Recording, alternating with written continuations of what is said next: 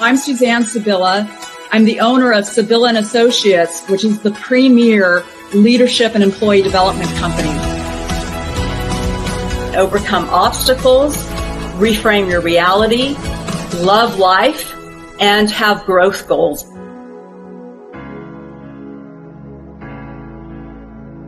Change and shift your energy. Pivot.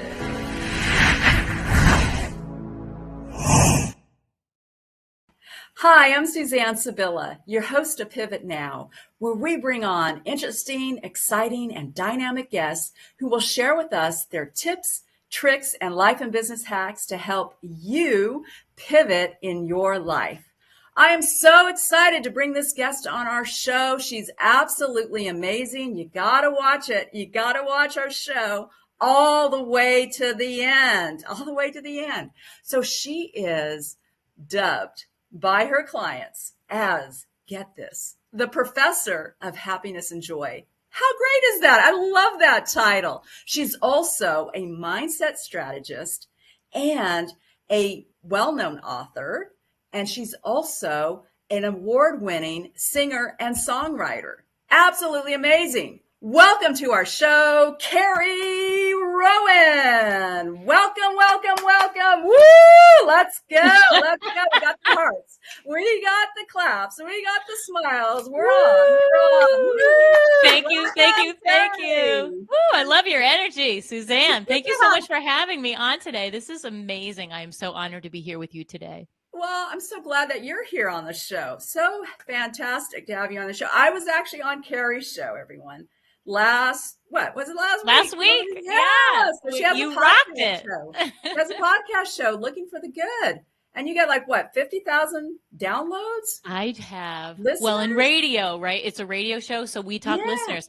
I am just shy of 50,000 listeners in a very short period of time. It's pretty amazing. Yeah. That's amazing. Oh my God, that's on fire. Woo! That's great. I love it.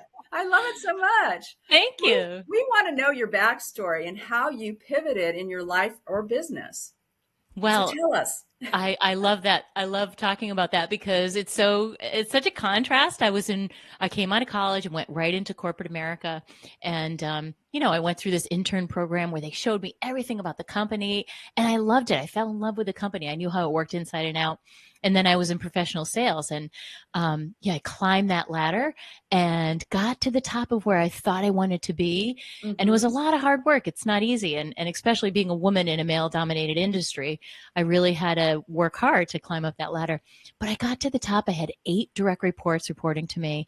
And I looked around and I was like, is this all there is? I felt like, you know how you feel that stuck feeling, like you just know deep inside you that there's something bigger that you're meant for. Yes. So I jumped off that ladder and I landed gently on my piano bench and I followed my dream to be a singer and a songwriter. And these were all my passions that I did as a young kid. And that's what I teach. That's what I teach my clients today is to go back. If you're stuck in your life, go back and look at what you did as a kid. Because there's answers. Cool. I love that. I love that about going back to what you did as a kid. In fact, I'm in this program that that's one of the things that we do is I'm going to show this to our audience. I don't know if you can see it, but it's a picture of what I was like, back. This is I was 11 years old, right? So cute. So cute. Getting your, so to speak, inner child back, right? Because I have a picture of myself. Yeah, when we were kids, we were so, playful, spontaneous. We brought in the joy. And then something happens. I don't know, when we get to be adults, it's like we have the responsibilities. And sometimes it gets to be kind of wow, right? And so I love what you do about that. You're called the professor of joy and happiness. So tell us more about that. How did you get to be like that? Well, it's funny because we were just talking about steering people back to what they did. And I loved what I did for a long time in the corporate world, but I just knew there was a piece of myself that wasn't being expressed. And that was my creative side. You could be so creative. I mean, people would come up to me all the time and ask me to write their letters. So I was continually using those skills to some degree. But but it's going back to what you did, just like you said, innately. What did you do innately as a kid? Mm. And I could show you a very similar picture right here on my wall with me sitting with a guitar. And that's what I did as a kid. I don't know why I did that. I would put on shows. I would get all my family. I have from a big family of 5 kids, and I dress up my sisters. And then we moved to this big neighborhood, and my talent pool just increased. So I'd get all the kids in the neighborhood, and they would Uh-huh. come to my house, and we would practice. And I would teach them the dance moves, and I would show them the songs. I remember I was John Travolta one time in a production of Grease. Great. I love it. And my neighbor she was this cute little blonde thing with the hair. I'm like, oh, you have to be Sandy. So she was Sandy, and I was Danny. And so this is just what I did. I say, I tell people, anybody who would stop to watch me, I would just perform for them. So I was a performer deep inside. Which kind of sales is kind of that, you take all your information, you gather it, you show them why your product's going to help their needs, but it's not nearly as exciting as performing on a stage, of course. Yeah, that's so great. I mean, I think we have a similar background in terms of like having these parties, I remember inviting the dogs in our neighborhood and dressing up the dogs, I love it. Like what? Yeah, we dress up the dogs, in the neighborhood, and then we, have a talent show for them, Oh, I love it. That's so cute. Yeah. Oh my gosh. Yeah, so it is important to like bring back that childhood, joy, right? Bring back that childhood joy and happiness back into your life. So right. And just like you said, Suzanne, it gets wrung out of us, that creativity, that joy, that innate stuff, because that's why it's so pure. We did it as kids. Nothing stopped us. We were unintimidated by it, and we didn't care. We didn't care what other people thought about us. We just did what came naturally. And so, then it's socialized out of us, I'd like to say. Yeah, this is true. So how did you overcome any obstacles in your life in terms of when you did the pivot? Oh, that was a hard pivot because, as you can see, they're too contrasting, and everybody else around me was not that supportive, except for the people closest to me. But, people they were confused. They were like, wait, you're giving up that career? What, all the accolades, the trips you want, you get the car and the clothes you're just going to walk. They just couldn't wrap their minds around that. Most people don't ever do that. Right. So true. They just don't. And I remember being at my wedding, and the videographer was there, and I had recorded a song for my husband. Now, nobody in my corporate world really knew this other creative side of me. And so I played this song that I had recorded as a surprise, and people were coming up to me like, what? You sing? I didn't know you sang. What? And we have a video of my husband sticking his face in the camera and saying, she's quitting her job on Monday. Oh, right. She's going to be a singer. Oh, wow. That's great. And a year later, that ended up coming true. Wow. So then what you ended up, tell us more. I mean, so then what you ended up yeah, sure. So you asked me about the obstacle. The obstacle, the hard part about that is that you can take all the things that you learn and all your experiences with you, which is the great part. Now you got to learn how to apply them to this new thing, because it was a whole new world, right? And I feel like it's really important to have somebody to model after, and to have a game plan. I like a game plan. I came into that other job. I knew what the game plan was. I knew what was expected of me, and I knew how to do it. I knew if you did steps X, Y, Z, you could get there, right? And as with any pivot, you got to figure out what your first moves are, and I feel like that was the biggest obstacle for me. And then you go through that little imposter syndrome, right? Like, oh gosh, I knew how to do that. Do I know how to do that? Like, you have to, right? You have to parlay that belief. And that's why I said to you earlier that I think belief is the most important thing when you are pivoting or jumping into something new, is that belief in yourself has to be unshakable. So true. So how did you go about forming those new beliefs, or were those beliefs already in you? I mean, how did you formulate that? How did you get to where you are now? Well, that's a great question. One of the things that I teach about, really juicing up those beliefs, if you will. We already have them, right? Well, I already had them about my other job. I had them about myself as a whole. But when we go to step into something new, we got to start small, right? I always tell people it's those small little baby steps, those small little tiny changes that you make. And so I like to tell people you got to get into the mind business and not so much the action. Yes, action is very important, but let's get into the mind business first. Let's figure out what's going on here. What am I telling myself? Am I telling myself that I can't make any money because when you do what you love, or am I saying Uh-huh. do what you love and you make money? What are those little stories that are playing inside my head because they're going to tell me a lot, right? All these things we inadvertently absorbed when we were young, even to this day, about what's possible for us. I think step one is getting rid of all that, going in there and finding out, okay, what are my hangups? What do I believe about entrepreneurs? Do I think I need to be successful and work for a company? Like, what are these hidden stories? So I had to go in there and find out what those were, because I felt a little lost in the beginning because I didn't have a boss. I didn't have anybody else to tell me what to do. I had to figure it all out on my own. So important. I mean, I think you bring up so many excellent points about, one, finding a model, someone that has done it before and that you could model yourself after, right? That is so important when you do a pivot. The other part that you mentioned is so important, like 90% of it is really the mindset, right? Because a lot of times people focus on the actions and they're like, well, I got to do the behavior. Yeah, it's the behavior that comes with it. But before that is the mindset. So how did you go about shifting, if you will, your mindset? Well, that's a great question. So, as I tell in my story, one thing I always loved and one thing I always did as a child, and again, I'm not sure why I did this, but I loved self-help.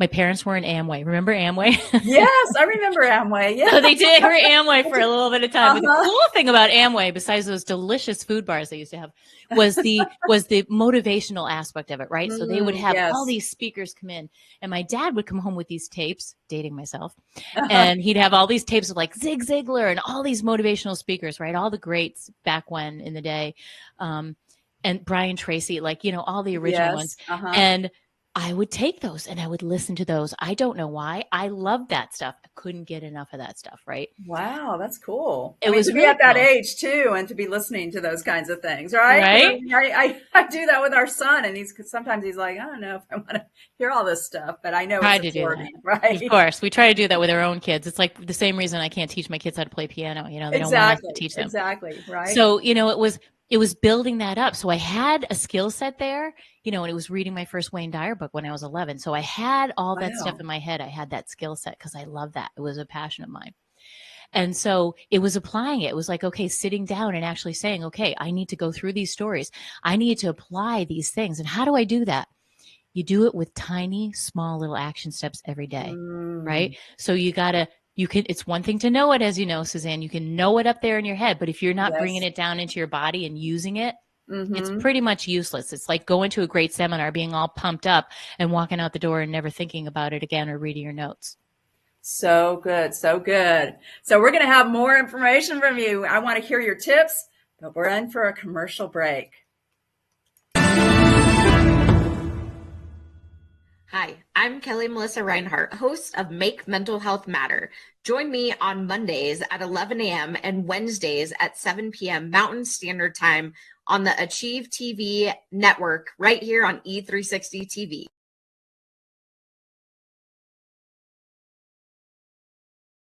So welcome back, everyone. We're back with Carrie Rowan, and she's going to give us more tips, techniques, and life and business hacks. So we want to know from you, Carrie, give us some tips. Like on this part of the show, we call it 3, 2, 1, go. So give us 3 tips, 2 techniques, and 1 action item to move our life forward. I will do that. So when we're trying to build some more self-belief in ourselves, right? We Mm-hmm. talked about managing your mindset. That's the most important thing because as you said, 90% of everything you do is mindset. But how do you do that? And what I recommend people do is set up a non-negotiable morning routine. What does that mean? Mm, It means it's non-negotiable, not just to everybody outside of us, but to ourselves. So set up that routine that you follow every morning. And maybe for you, that means meditation, or it means going for a walk in nature, something that gets you in a higher vibration, a higher emotional state, right? And everybody has their own little thing. yes. But Yes. I'll share with you what I do. I like to do meditation. I have these little 3x5 index cards. They're right here. And on them, I list out my aspirations, my dreams. What do I want? What are my intentions? Who do I want to be? So you're feeding your brain all this great stuff because as humans, we always need a reminder. So you do Yes. that every single morning. And I used to call it my vitamins. I would literally drive to work and I'd be reading my little cards. I don't recommend that as a safety tip, but I used to. But I used to do that. And I would have everything posted up around me in my little rearview mirror. I'd have my goal, rookie of the year, whatever I wanted to be. Boom, there it was. You see it. It's in your vision. You got to always remind yourself of where you want to be. So that Love is it. tip. Yeah, Love that's tip it. number 1. Yes. Number 2 is you're trying to build this. You need to walk your talk, right? You need to do small, little, tiny things. And if you say you're going to do them, you got to follow through, because if you don't, that's what erodes our self-esteem, and it erodes our belief in ourselves and our confidence. You know, it can be something as small as, okay, I promise that every day I'm going to get up and be in this office, ready to go in my office working at 8 a.m. Already did my morning routine, did whatever I needed to do. I'm in here. So set something up for yourself and then stick to it. That's how you slowly build your belief in yourself. Hey, I can do this. Look, I'm doing this. Otherwise, the mind is always listening. It's keeping track, right? Oh, she said she was going to do that. She didn't do that. We can't really believe her. I'm not sure you really. Then you hesitate and you really don't follow through on what you said you're going to do. And that's a strategy for not believing in yourself. So pick those little small things and follow through on them. It's that simple. And then tip number 3, I love to teach people how to trust your own wisdom, trust your own inner self. Right? We live in this externally focused world. We're always looking outside now for this applause and for this, appreciation of what we're doing and approval, that we do that when it comes to big decisions too. We start asking everybody their opinion, but really, we have all the answers we need deep down inside of us. But we've got to give we've got to give ourselves that quiet time to hear. Because when we ask ourselves better questions, we get better answers. But if we're not quieting down or sitting down for a moment to listen for the answers, they can fly right by us. And we're constantly doing this, but getting to know yourself a little bit better and how you make decisions. And what does it feel like in your body? What does a hell yes feel like in your body? And it's going to feel different for you than for me.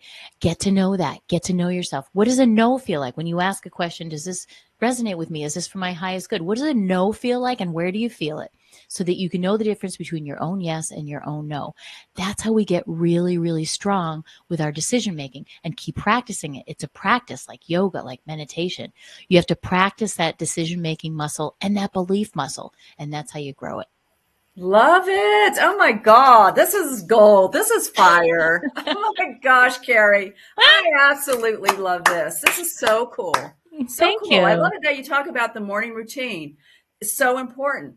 I have a morning routine similar to what you're doing. I go for my walk and I listen to these meditations. It's like, okay, focus on what it is, your intention, focus on your, breathing, because breathing helps so much. And focus on what it is you want in your life, right? And bring that into existence. Bring that into existence. I love that you talk about that.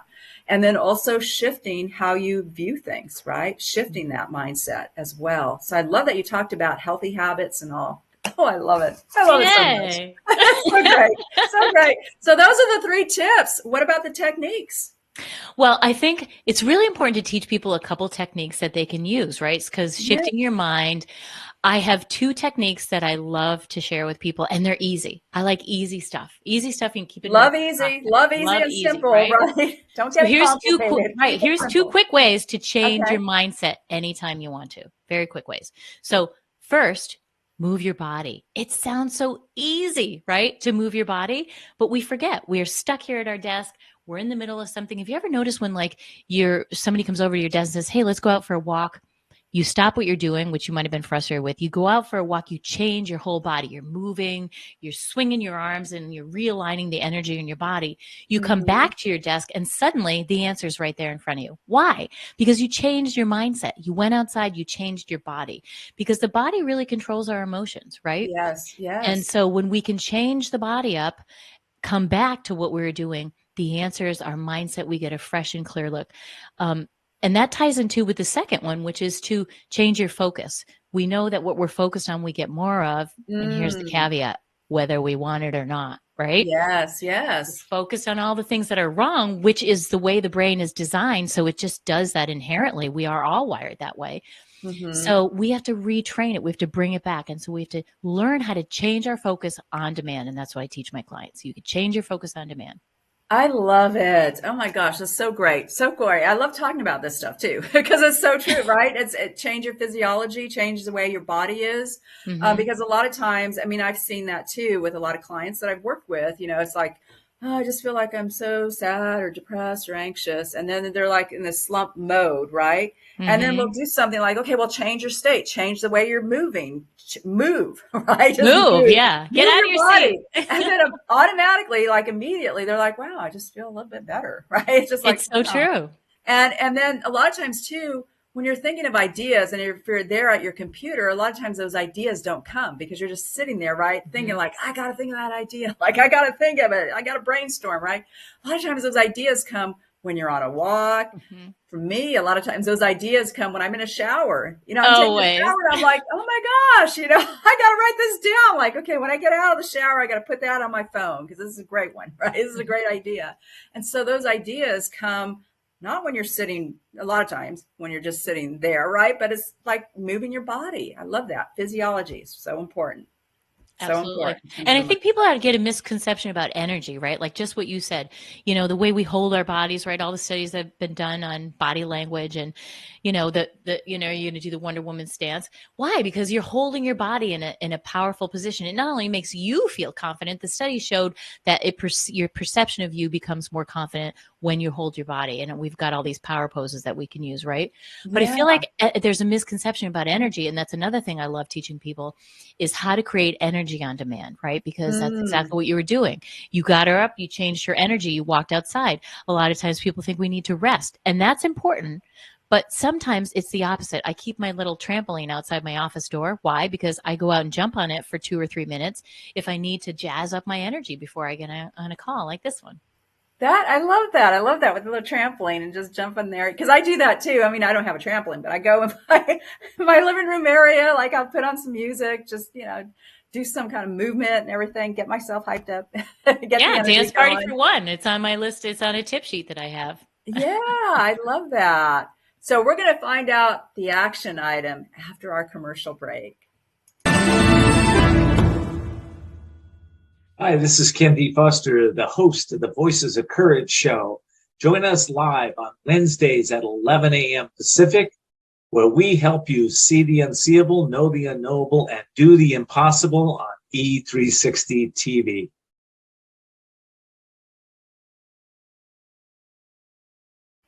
Watch Ken every Wednesday, Voices of Courage show. Welcome back, everyone. We're with Carrie Rowan, and we're talking about mindset and how to shift your mindset and also use your body in terms of changing your physiology. We also talked about the 3 tips and the 2 techniques. Now we're into one action item that will move us forward. So tell us, Awesome. Carrie. I love that. So the one action item I'm going to recommend is to get yourself noticing the stories. A lot of my work is around the stories, and that's what my book is called, Tell a New Story. So why is telling yourself stories that you don't even realize that you're telling yourself? So I tell all my clients, go out and get a little story catcher notebook. And when you hear yourself telling those stories, write it down. So only when we can find those stories and acknowledge them, especially those quiet little stories that we tell inside of our head, the not so nice stories about what's possible for us, what's capable. You can't do this. You mess everything up. All those little stories go in that notebook, because when you start writing them down, you're not going to believe how many little stories you have floating around in your head that can actually stop you dead in your tracks. And here's the thing. A lot of those stories aren't even true. And they were just handed to us a long time ago by some well-meaning teacher or sibling, or sometimes siblings aren't so well-meaning, but you get the point. And so we start catching those stories, and we can really understand what's going on in our head. And this can help to get rid of that misbelief or those doubts that are not even true, so that we can step forward out into following our dreams the way that we intended to live life. That is so great. So then what do you do with those stories? I mean, if you have these negative stories or beliefs that you're telling yourself, how do you go about shifting it to be more of a positive story? Well, I wrote a whole book on that, but in a synopsis, Gotta read the book, right? in a synopsis, what you can do, okay, so like anything else, awareness is half the battle, because you Yes. don't realize the things that you're telling them. I always tell clients to listen when you're stressed. It's harder to catch those because we're stressed. We're in our back brain. We're not thinking, Carrie said to write down my stories. But when you start to get in the habit of that, you can look at those stories and you can ask yourself, is this really true? Is it really true that I can't do anything right? Is that true? Or is that just something that, somebody used to say, and so then I caught on to it and I started saying it? And then you make a list. You have to counteract why that's not true. Make a list of why that's not true. Well, here's a list of all the amazing things I've done in my life. So that can't possibly be true because I do get a lot of things right. I'm a great mom. I'm a great this. So start listing out the things that you're really good at. And so you're taking the opposite of what you are already saying yourself, and you are just becoming aware. So once you're aware, it's like, it's Hebb's law, neurons that fire together, wire together. But if you don't say it anymore, they're not wiring together anymore, right? So when you become aware of it, you'll start catching yourself and you'll no longer tell that story. It's amazing. That's why I love this work. It's so powerful. Once you start noticing, you can't go back, and those stories almost change themselves. So true. Wow. Gosh, you're just on fire. Love it. Love it. Love it so much. You're just dropping gold nuggets here. Right, Carrie? I just love it. I love it so much. Wow. Yeah, we got to take that action. So how do you go about taking action? I hear that from my clients a lot. It's like, oh, when I feel motivated, he'll say to me, when I feel motivated, I'll do the thing, right? And I always tell him, it's like, motivation doesn't come by just sitting around and feeling the motivation, right? That's so true. How do you go about actually taking action? Well, I feel like if you've gone through these steps that we've already talked about, right? Mm-hmm. When you get yourself in that state of mind and you make it your priority that you want to feel good. I want to feel better. I'm sick of feeling stress. So you start doing these things, you start to gain momentum. And momentum's the key, right? So you've got momentum. You can have momentum in the wrong direction, or you can create momentum in the right direction. And when you go through those steps and you've got your mind all in balance, you're feeling better, you're moving your body, you're doing all those things that you know you need to do, momentum starts happening. And when that momentum happens, you want to do what's good for you. You want to continue that. You want to take inspired action. And that's what I recommend my clients take. Inspired action will get you further than just drudging through something with a bad attitude, right? Yeah, so true. Inspired action and momentum. I love that. The M word, right? The M word is huge. And when you get it, you got to make sure you keep moving with it. Don't stop doing the things that you started doing that made you feel good. And that's what humans tend to do. So we got to override that. We got to use this mind. Again, get in the mind business, not so much the action business. You fix the mind and the action just follows naturally. Yeah, love that. Fix the mind and the actions follow. Definitely so true, right? So true. Wow. This is just so amazing. I just love talking to you. This is so cool. You too. So can you tell us how we can get a hold of you? How can we connect with you? Amazing, Carrie. Well, thank you. Amazing, Suzanne. You can go to my website at Carrie Rowan, CarrieRowan. See, I'm so used to being on radio. We have to spell everything. So cool. You get on my website, carrierowan.com, and you can find my podcast. If you want to learn about me, jump on my podcast. You know why? Because we do all this. We talk about people come on with their stories, and they come on with their worst story, which ends up actually being their best story. So find me there. I've got seminars and classes. And if you're a corporation, I love helping employees and coming in and doing talks and seminars for them. So there's a lot of different ways you can work with me. And all of them will bring you joy. And my catchphrase is, I love to make joy the new soundtrack of your life.